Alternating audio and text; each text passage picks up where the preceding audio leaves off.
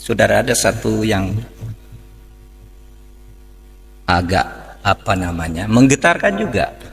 Ketika mungkin sudah banyak yang baca buku ini, sebuah buku kecil, ya, judulnya Life After Death, hidup sesudah mati, ditulis oleh Raymond Moody.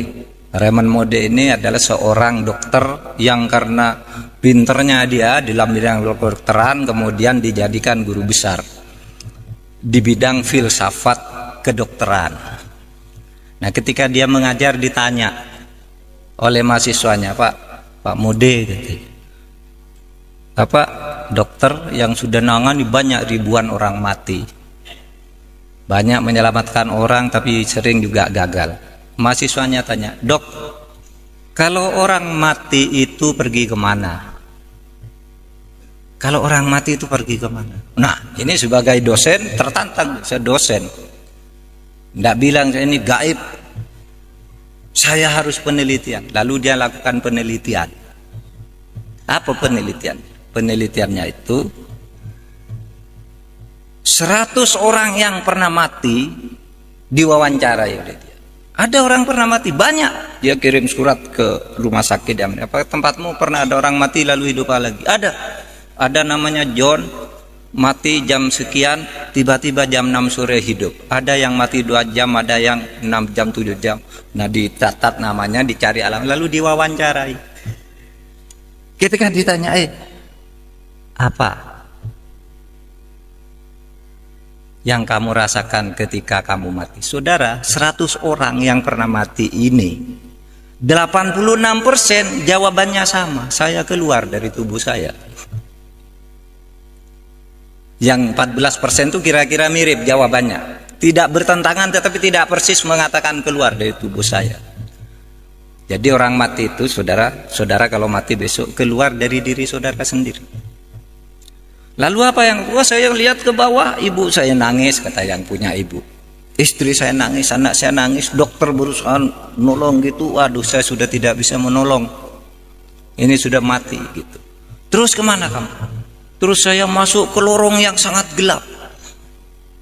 Sudah itu saya masuk ke tempat yang sangat terang benderang. Apa yang kamu lihat di tempat terang benderang itu? Ini 100 orang jawabnya sama.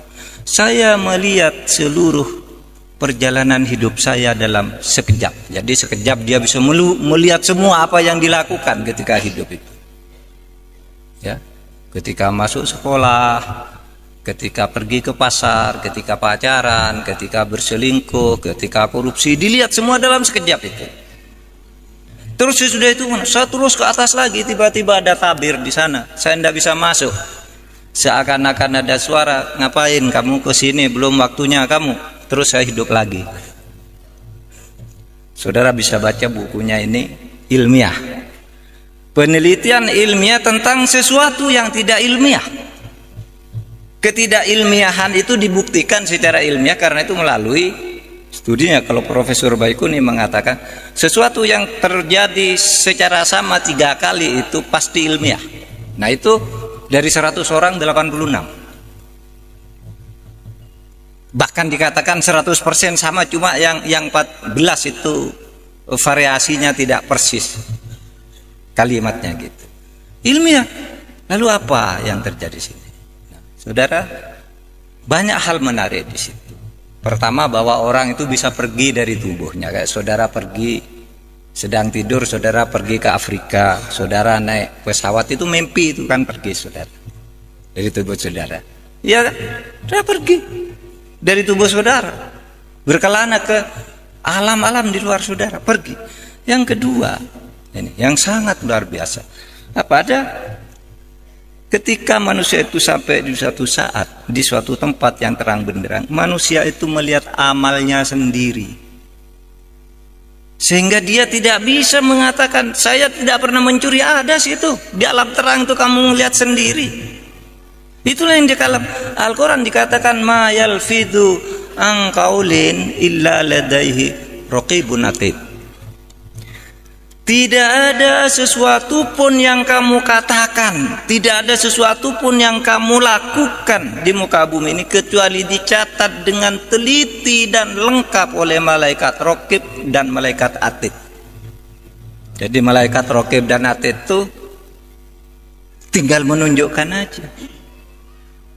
Maka kata Al-Quran itu kalau dalam surat Yasin itu al-yauma nakhtimu ala afwahihim wa tukallimuna aydihim.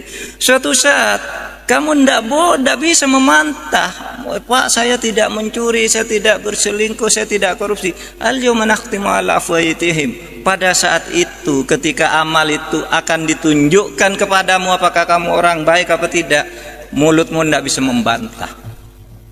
Terkunci, nakhtimu ala afwahihim. Kunci mulutnya, tidak boleh bilang tidak. Lalu apa? Yang bicara adalah wa tukallimuna aydihim, tangannya yang mengatakan, ini loh buktinya saya pernah nempeleng orang, ini loh pernah saya nyopet dompetnya orang, ini loh saya pernah nyolek cewek gitu. Pokoknya tangannya itu menunjukkan. Wa tasyhadu arjuluhum, dan kakinya itu mengatakan iya saya yang berjalan menuju sana. Itu loh ada filmnya.